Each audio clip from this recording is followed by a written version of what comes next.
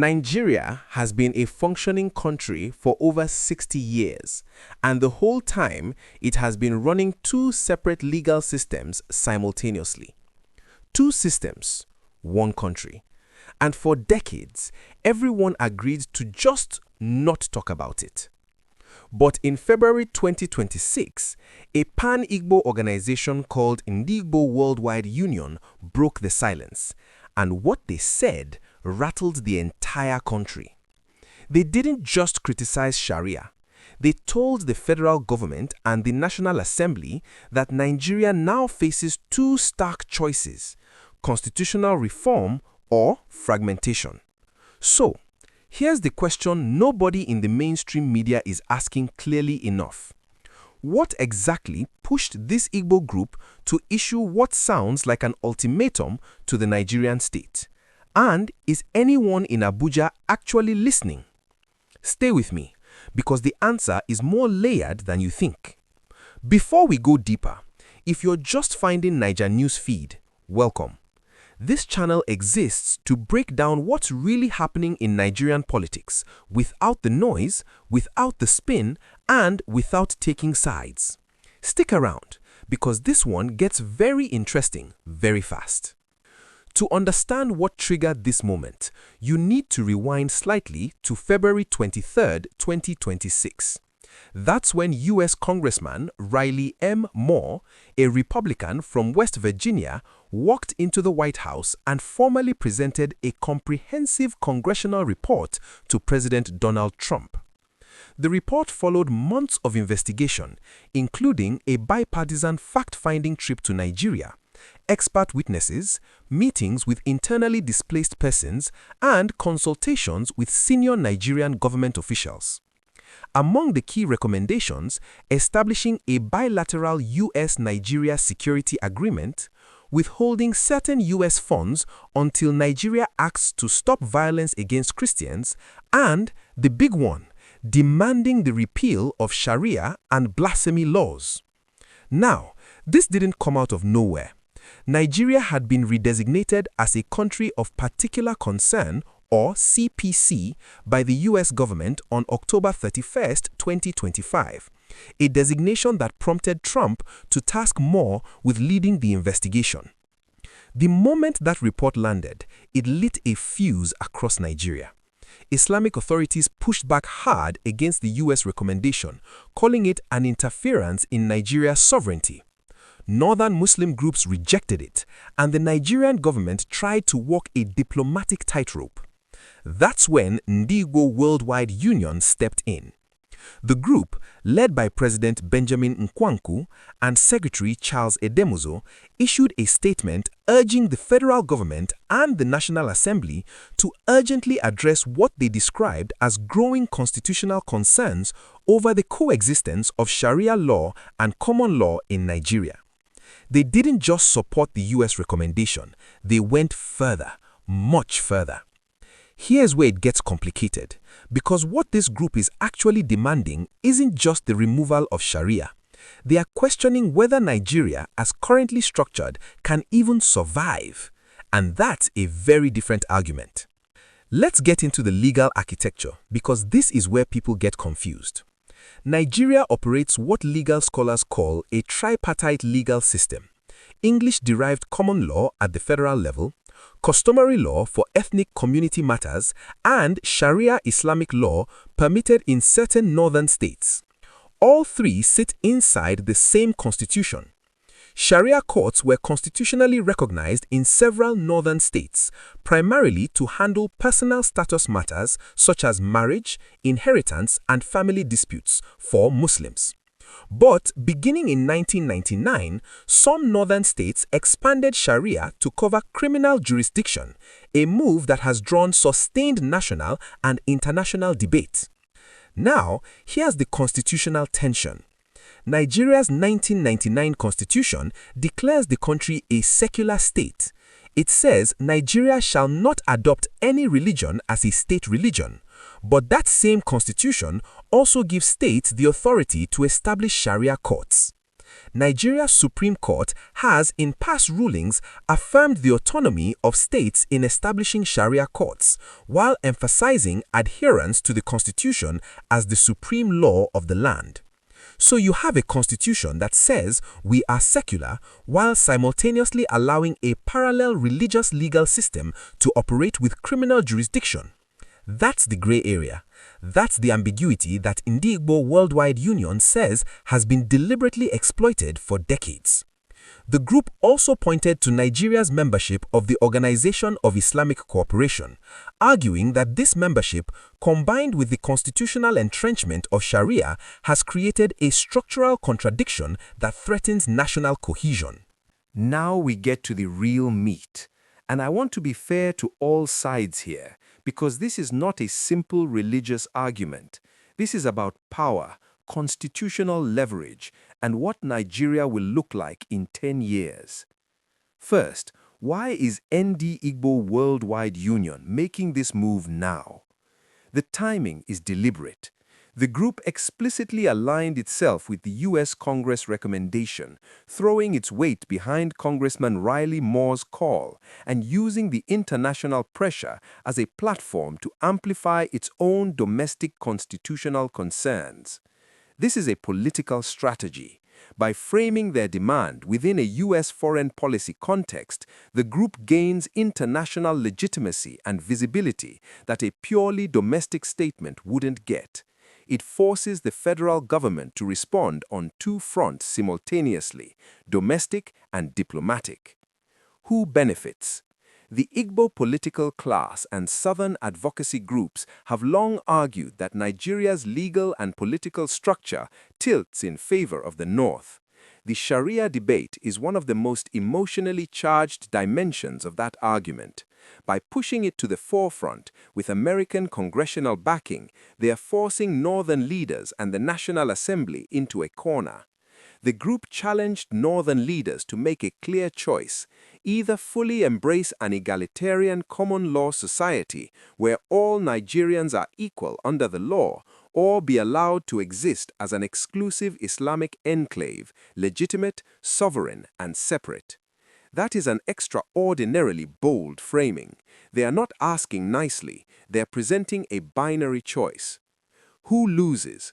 Northern political leadership loses leverage if Sharia is constitutionally curtailed. Sharia isn't just a legal framework in the North, it's a cultural and political identity marker. Any move to remove it from the Constitution would face fierce resistance from 12 state governments, hundreds of Islamic scholars, and tens of millions of Muslim citizens. Even the Christian Association of Nigeria, you'd expect them to back the Sharia repeal call, cautioned that international pressure must be handled carefully, warning that the constitutional amendment process required could create serious tension. Instead, Khan advocated for a new people-driven constitution rather than piecemeal removal of Sharia provisions. That's significant. Even those who should be natural allies of this position are urging restraint. What about the electoral angle? Nigeria's 2027 general elections are on the horizon. Every political actor right now is positioning. A charged Sharia debate energizes religious and ethnic blocs on both sides. It raises turnout in southern states and northern states simultaneously. Politicians who appear to defend their community's interests, whether that's championing Sharia or opposing it, stand to gain politically.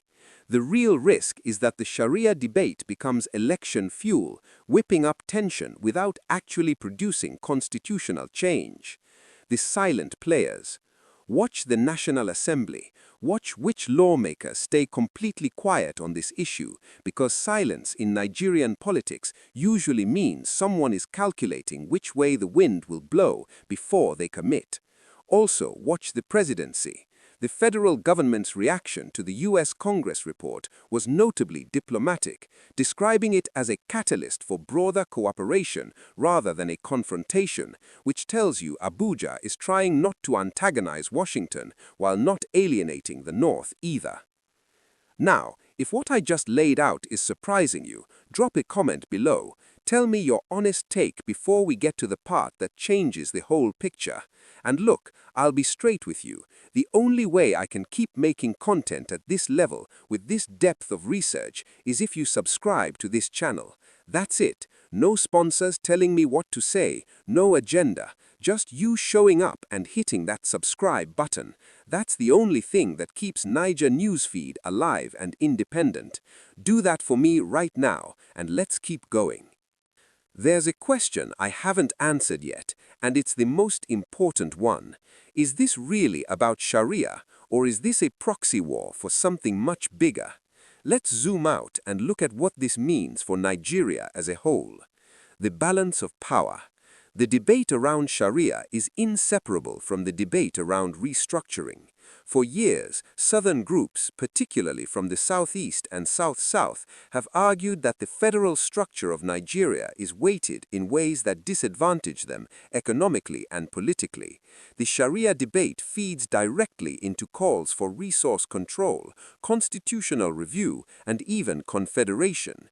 Ndi Igbo Worldwide Union warned that failure to resolve the Sharia crisis could lead to fragmentation, saying the nation now faces two possible outcomes: a peaceful referendum establishing a safe haven in the East for persecuted citizens, or violence and inevitable fragmentation, a reality no one desires but which history will enforce. That's not fringe language, that's a formal statement from a registered group, and it reflects a frustration that runs much deeper than one press release. Economic consequences. Legal uncertainty has a cost.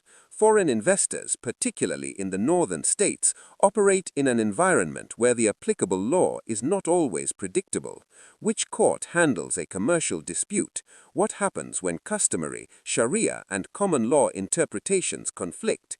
This is not a theoretical problem for multinationals considering investments in Kano, Kaduna, or Zamfara. Interfaith and inter-ethnic relations.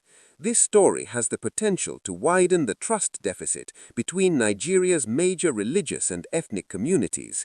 The Ndi Igbo group warned that the coexistence of parallel legal systems threaten national unity and raise serious questions about equality before the law, cautioning that failure to resolve the matter could deepen divisions and undermine public confidence in the justice system. Security. Muslim scholars and northern leaders cautioned that the U.S. push for Sharia repeal exposes what they called official hypocrisy and does not reflect the reality that both Muslims and Christians have been victims of violence in northern Nigeria, not just one faith group. That counter-narrative matters. If this debate descends into a Muslim versus Christian framing rather than a constitutional rights conversation, the security implications could be severe. This story has a significant international dimension, and you need to understand it, especially if you're in the diaspora. In February 2026, Congressmen Riley Moore and Chris Smith introduced the Nigeria Religious Freedom and Accountability Act of 2026, legislation that would require the U.S. Secretary of State to compile and submit a comprehensive report on efforts to address religious persecution in Nigeria, including an investigation into whether the Nigerian government is taking steps to stop enforcement of blasphemy laws. This is no longer just a congressional recommendation, it's becoming legislation. Among the recommendations, a bilateral U.S.-Nigeria security agreement, withholding certain U.S. funds pending demonstrable action, sanctions and visa restrictions against individuals responsible for religious persecution, and technical support to address violence from armed Fulani militias. The implication for Nigeria's economy and sovereignty is significant. Nigeria depends on U.S. trade relationships, access to international financial systems, and American diplomatic goodwill. If the Nigeria Religious Freedom and Accountability Act passes and the government is found non-compliant, the consequences could affect aid flows, banking access, and diplomatic standing. The U.S. report also called for coordination with international partners, including France, Hungary, and the United Kingdom, suggesting this is becoming a broader Western foreign policy conversation about Nigeria, not just a bilateral U.S. issue. For the diaspora, understand that the way Nigeria is perceived on the international stage affects everything from visa processing to trade deals to how Nigerian businesses access global capital markets. This debate matters beyond the religious dimension. Here's the irony that nobody is talking about. The group pushing hardest for constitutional reform, Ndi Igbo Worldwide Union, is not one of the established, widely recognized Igbo socio-political organizations. So, who are they, and why is their statement generating this much attention? We'll come back to that. Let's address what people are getting wrong. Misconception number 1. This is Igbo people versus Muslims. It isn't. The Igbo group explicitly stated that its position is not opposition to religious freedom, it is a call for constitutional consistency and equal citizenship rights across all states. The framing matters. This is at least officially a legal and constitutional argument, not a religious one. Misconception number 2. The US is trying to colonize Nigeria through religion. This is the most emotionally resonant counter-narrative, and it has some merit worth engaging with seriously. Nigerian critics of the US Congress report argued that the recommendations, including identifying the Fulani as a hostile group and limiting Nigeria's relations with Russia and China, suggests the report is as much about US geopolitical interests as it is about religious freedom. That's a fair observation. When foreign governments tie religious freedom demands to military agreements and trade conditions, the motive deserves scrutiny. Misconception number 3. Sharia only affects Muslims in the north, so Southerners have no standing. This is where the constitutional argument bites back. In a federation where citizens can move freely between states, where federal law is supposed to be supreme, and where equality before the law is constitutionally guaranteed, the existence of parallel criminal jurisdictions creates questions about what rights a southern Nigerian Christian has if they are arrested in a Sharia jurisdiction state. That's not a theoretical concern. The strongest counter-argument from the north. Senior Muslim scholars have argued that rather than repealing Sharia, Nigeria needs a new people-driven constitution that accommodates every segment of the nation, one that where all religions are carried along fairly and ethnic and minority concerns are properly addressed. The argument is, don't erase Sharia, restructure the whole framework. That's a serious position, and it actually has more in common with what Ndi Igbo Worldwide Union wants than either side acknowledges. Both groups are pointing at the 1999 Constitution as fundamentally broken. So, here's the wild thing. The Igbo group, Northern Muslim scholars, and the Christian Association of Nigeria all agree the 1999 Constitution is the problem. They just disagree completely on the solution. That tells you everything about where this goes next. What should you watch for from here? Most likely next moves. The federal government will continue to manage this diplomatically, avoiding direct confrontation with Washington while trying to reassure northern leaders that Sharia is not under threat. Expect Abuja to use language like dialogue, inclusive review, and national conversation without committing to anything specific. The National Assembly will be the real battleground. Watch for any constitutional review committee that gets formed in the next 12 months. The composition of that committee, Northern versus Southern lawmakers, Christian versus Muslim members, will signal everything about where the political will actually sits. Signals that things are escalating if state governors in northern Nigeria begin issuing coordinated statements defending Sharia jurisdiction. That's a political mobilization signal. If southern governors begin formally backing constitutional review demands, that raises the temperature further. And if the US actually begins withholding specific funds or implementing visa restrictions, the domestic political reaction in Nigeria will be immediate and intense. Best case scenario. A genuine constitutional dialogue convenes, one that addresses the dual legal system question within a broader restructuring conversation.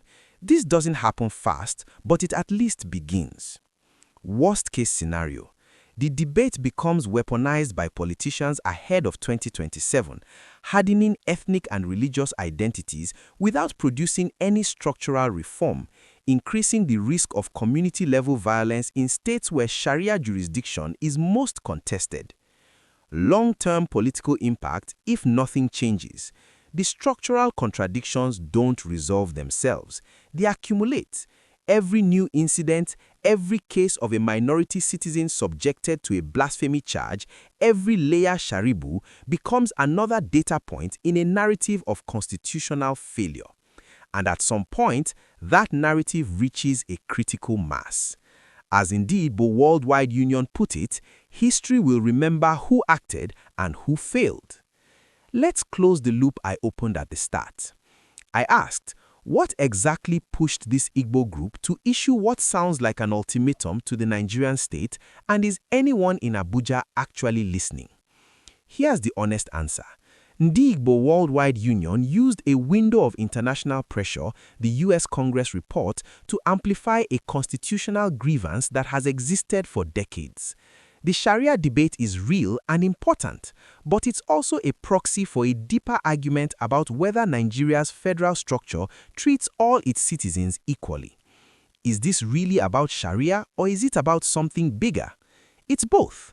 It's about Sharia as a symptom of a constitution that was never fully agreed upon in a country that never fully settled the question of what it actually is.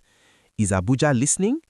Based on the government's measured diplomatic response, probably not at the level this moment demands, but the conversation has moved.